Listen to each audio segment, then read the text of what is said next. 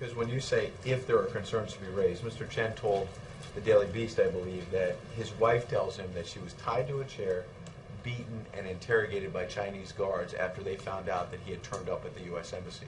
So how can you possibly believe that the Chinese government can be trusted to really let him reunify with his family if his wife was beaten? Ed, let me just, again, first of all, refer you to the State Department because this is an issue that they handle for details. Hold on. About human rights, it really matters to him.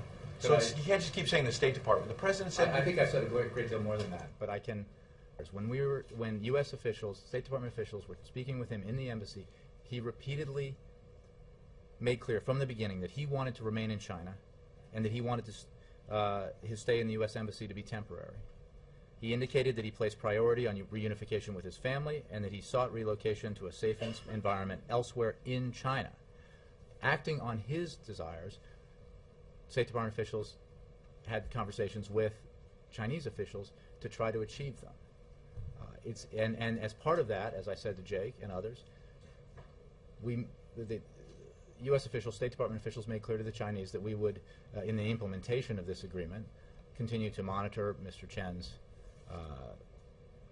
case and made clear that we would raise concerns if there were concerns that needed to be raised. While we're monitoring it, his wife says she was beaten.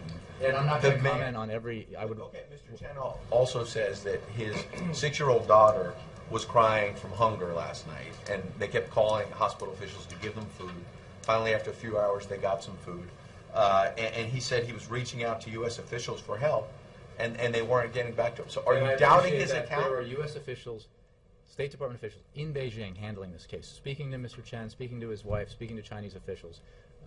Your reporters there are in a much better place to speak with State Department officials there to get more details about this. What I can tell you is what our broad disposition was, how it was handled and why, and the fact that it was handled in a manner totally consistent with the desires expressed by Mr. Chen.